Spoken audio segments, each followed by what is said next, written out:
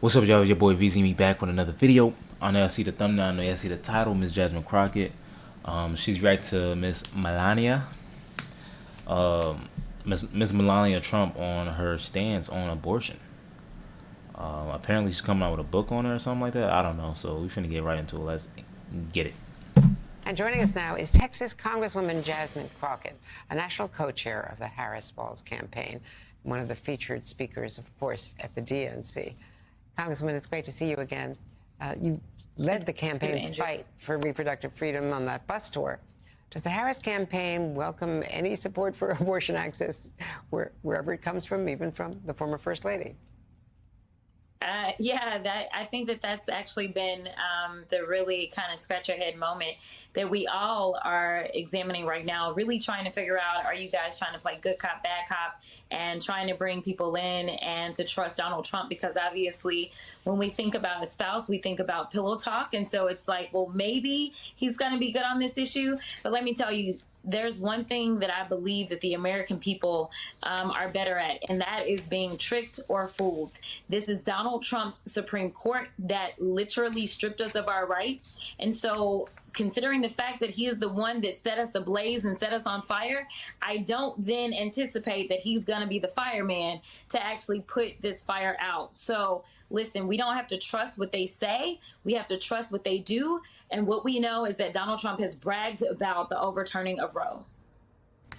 And Congresswoman, as a co-chair of the campaign, there's criticism from some that, Vice President Harris is not doing enough interviews, that she's out there campaigning, but she's not taking part in interviews. I know she was willing to do another debate. Donald Trump refused so far.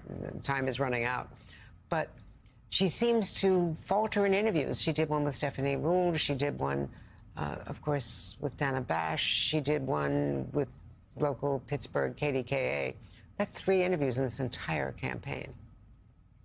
Yeah, honestly, I was one of those that said, I don't care if she does an interview at all. And I'm going to be honest with you. Listen, she is running a historic campaign in a historic amount of time. And so when you're trying to figure out which one you should really take the time to do, I honestly am the type of person that believes in taking your message to the people.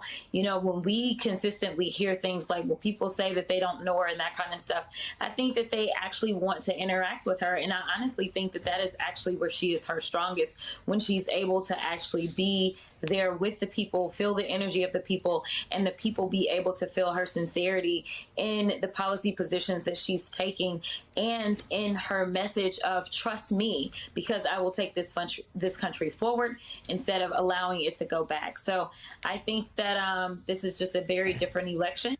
And I think that she's doing the best that she can with the minimal amount of time that she's got left to get this done. Well, she could certainly do more interviews, local interviews, network interviews, and those all get carried on television. It's the same as a rally. It's having the same impact in terms of reaching a lot of people. That said, you're going to have surrogates. You've got, Liz Cheney. President Obama is going to start campaigning. Do you think we'll see Michelle Obama?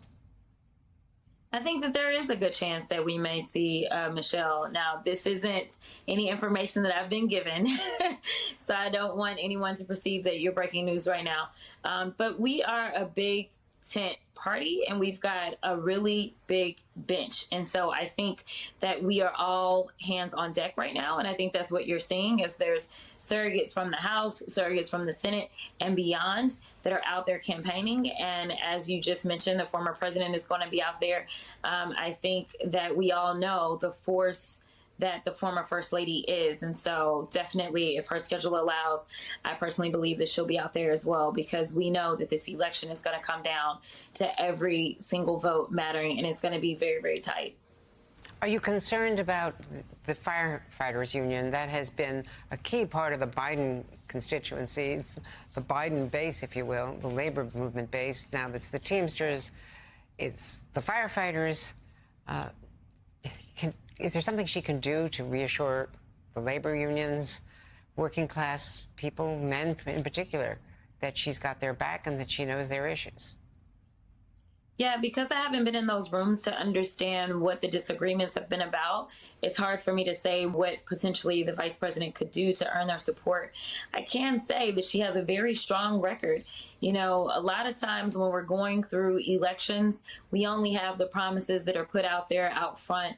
But we know that this is someone who has stood with the PRO Act versus we know Donald Trump and the vast majority of his minions do not support the PRO Act. And so I think that she does have a record. I think that record is strong on unions in record fashion. We know that the teachers union came out almost immediately when the transition was made, and there have been so many other unions. I just can't really speak for what's going on with some of these other unions at this moment.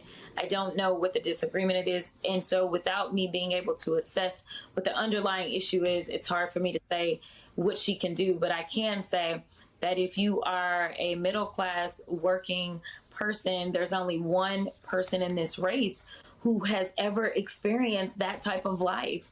The other person was born and given $400 million and has never had to work to earn an honest penny a day of his life. We know that he got caught up for fraud in New York.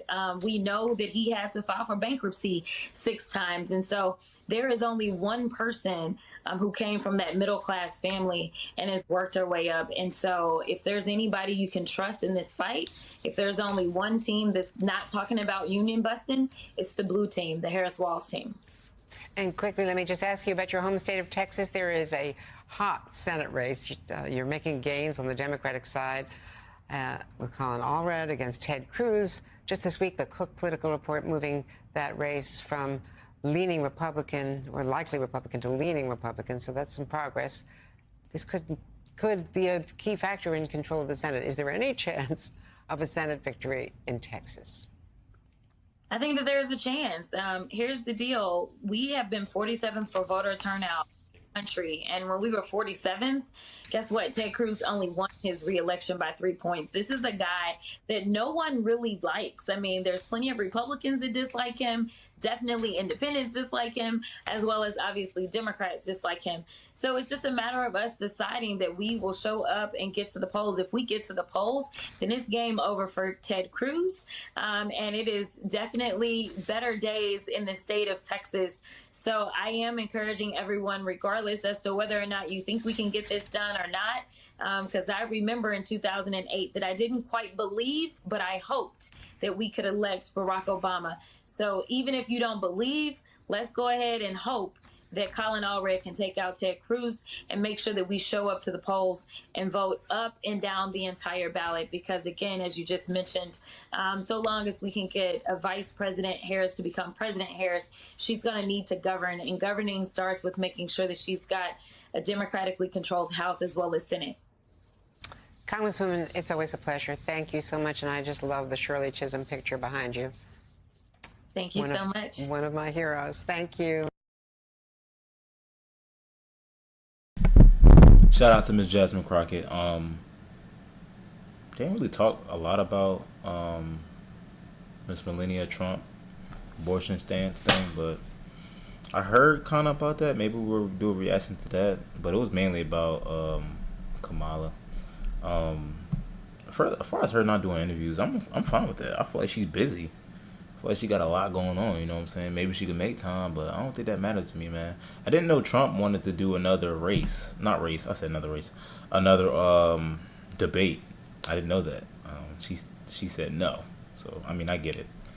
Yeah, man, I'm excited to figure out who's our president. Yeah, there's a lot. There's a lot going on. Can you stop meowing? I'm trying to close out the video. No hopping up yet. Wait.